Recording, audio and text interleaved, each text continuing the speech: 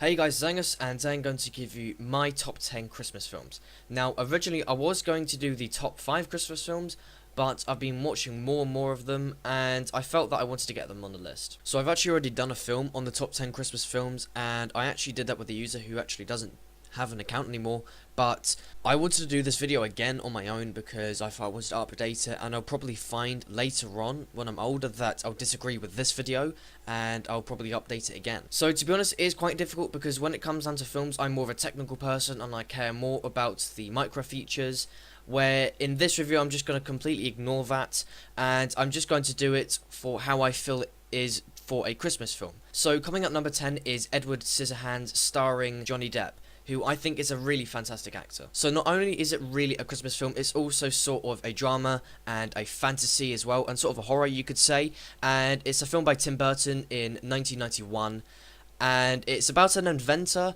who sort of makes loads of things, and then he makes this person, but he dies before he actually finishes his project.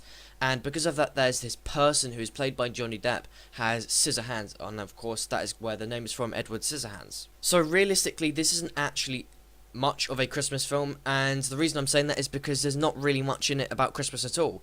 Now, the reason it's on my list is because the whole story is revolved around the start of the film, and there's this person wondering why it snows, and the whole film develops onto how it snows, and I think that's quite good, but I liked it because it sort of created a message as well. It's actually quite a good film because it's got a great performance, and usually there's quite a lot of Christmas films that sort of have cheesy script and cheesy actors, but this is actually quite a serious film. So in terms of awards, Edward Scissorhands actually did quite well. It got nominated for an Oscar for Best Makeup. It actually also got nominated for a Golden Globe, and that was Best Performance by Actor, which was of course Johnny Depp in the leading role, and it also won a BAFTA for Best Production Design, and it also got nominated for 3 BAFTAs as well. So overall it did really well for the awards. So coming at number 9 is a film created in 2009, optimized for 3D and IMAX, and this is A Christmas Carol. So A Christmas Carol is actually an adapted film optimized for 3D, as I mentioned, and it's a 3D animation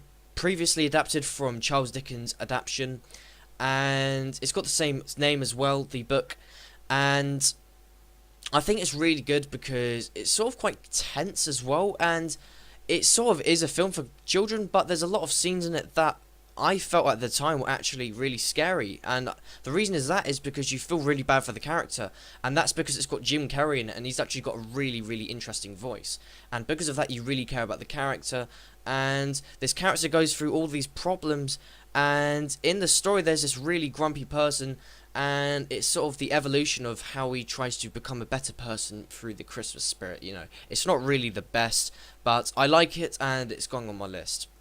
So coming at number 8 on my list is a film that I actually saw quite recently, and I was introduced by it, and I actually realised it was incredibly funny, and it's called National Lampoon's Christmas Vacation, and it's also called as Christmas Vacation, and it was created in 1989, and it's just really about a family that has problems over the Christmas holidays, and it's basically every single problem that could possibly happen, and it's just really funny. There's not really much to say about it, it's just what it is, and it's not the best film in the world, but it has got some really funny actors, and also it's got the character who plays Leonard from The Big Bang. So coming at number 7 on my list is Bad Santa, and holy shit is this film so funny. It's just so funny because it's really inappropriate in almost every single way. It really isn't a film that's suited for kids, it's more of an adult film, and it's just so funny because it's not afraid to do anything that normal films would avoid doing, and yeah, it's just hilarious. So Bad Santa is a film created in 2003, and it's more on the comedy side of it. Usually a lot of films are on the comedy side of it, but generally they're more fantasy and animation, where this is highly related to comedy. So it's quite a low budget film, and it's based on this guy that is sort of really miserable as well, and he's alone, and every year he dresses up as a Santa so he can sort of go into shopping malls and steal loads of shit. So coming at number 6 on my list is an animation, and this is Arthur Christmas. Now originally when I actually saw the posters and the trailers and stuff, I really doubted it, and I really shouldn't have, to be honest, because at the time I thought it just looked rubbish and it looked childish and babyish, and I didn't like the appeal of it, but I actually got round to watching it and I actually enjoyed it. So Arthur Christmas is a British and an American 3D animation. It's also really high budget 3D animation. It costs $100 million to make, which is surprising. And of course it's about this guy called Arthur, and it's of course based around the usual thing. You got Santa and everything, and it's really funny because it starts off with showing how everything would be delivered, so the presents and stuff, and it's basically this huge ship and there's millions and millions of elves and stuff, and it's actually really funny because it takes the actual concept realistically and it delivers it. Now of course it's not realistic entirely, but it sort of gives a good image for kids as well, and I like it. So of course it is based on the children's side of it, and it is written for children, so of course it is going to be more appealing for children and less for adults, but I still enjoyed it and I like the concepts in it. What I really like in animations is that they go over the top and they completely ignore physics and science, so everything is just completely ignored, and they go over the top, and I like it a lot, but sometimes they go over the top a little bit, and also it does drag on a little bit. And I think that's why the film is a little bit too long, is because they tried to make this film from the start and then they make a huge drag in the middle. So coming at number 5, I think is a real classic and is created in 1992, and it's Home Alone 2. So of course Home Alone 2 Lost in New York is a sequel to Home Alone, and I actually really enjoyed Home Alone. That is also one of the films that I was considering putting on the list, but I felt Home Alone 2 was better because it's just so funny, and that's actually a really strong sequel, I felt, and it's just so hilariously funny.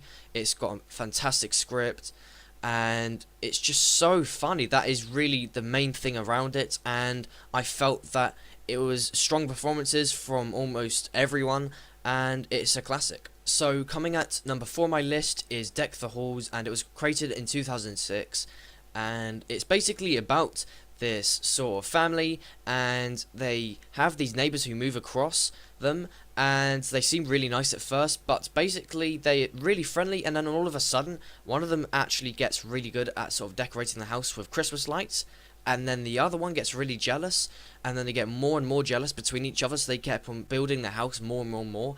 Now, it doesn't really sound like the best script, but to be honest, it's really well suited for Christmas, I felt, and it's funny as well, and the way the characters bond to each other and the chemistry is really fantastic. So coming at number 3 on my list, I think is another classic, and it was made in 2000, and it also stars Jim Carrey, and it's How the Grinch Stole Christmas. So when I was actually making this video, I actually discovered that this film actually won an Oscar, and I was sort of surprised but not. It won an Oscar for Best Makeup, and I was sort of blown away because I was amazed that it won an Oscar. Now, I really do like the film, but I just never thought it would get an Academy Award.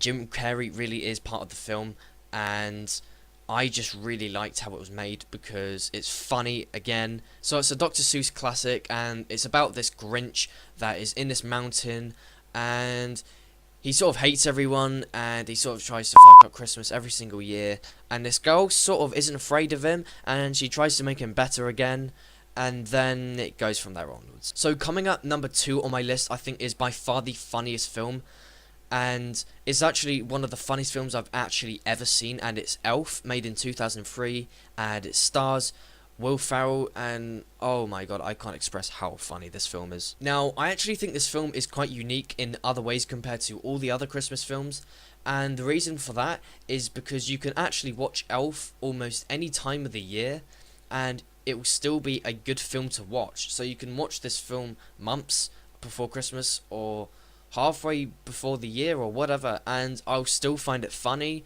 and I'll still enjoy watching it. I usually find that with good Christmas films that it's only best to watch it around Christmas time, but with this film that's not the case, and I really enjoyed Will Ferrell's performance because he really made this film enjoyable to watch, and still to this day I keep on laughing at it because it's just so funny, and every time I watch it I learn something new and I see something different, and I just love it. So coming at number 1 on my list, I think is by far the best Christmas film ever made, and the reason for that is because it's just really fantastic, and it's also an animation starring Tom Hanks, and it was made in 2004, and this is The Polar Express. So I actually remember seeing this in 2004 when I watched this in IMAX, and it was just really fantastic. The 3D itself wasn't actually that amazing, There were some scenes that were really fantastic. Like, for example, if you've seen it, then there's a train and it stops right in front of you. And I remember that just blew my mind because it was one of the first films I've ever seen in 3D and one of the first films I've seen in IMAX. And it's also one of the first films for optimized for IMAX, and I just really enjoyed it. And everything about it is just fantastic. It's got great music, the voices are fantastic, it's got Tom Hanks and loads of other people as well, and I just really like how the story's written because it's simple, but right at the end it's got this simple message. And of course, if you're older then you'll understand it, but if you're younger then you don't. But when you get older and you watch it again, you realise what it means, and it's really fantastic because you feel so different, and it's really interesting to learn that concept. So those are my 10 favourite Christmas films. You'll probably find that you'll certainly have different films that you prefer, and if you do, then be sure to comment below what your favourite Christmas films are. And apart from that, thanks for watching. Hey guys, it's Angus, and today I'm going to give you a review of the Tesco Huddle 2. So as the name clearly suggests, this is Tesco's second version at having a go at the tablet. There's certainly some really great things, and there's also some really bad things as well, and I'm going to go over all of them. So because it is a budget tablet, I actually already have cracked it, and I'll talk about that later. Starting with the left side of the tablet, it's got a micro SD and also a micro HDMI port. On the bottom it's got a mini USB port.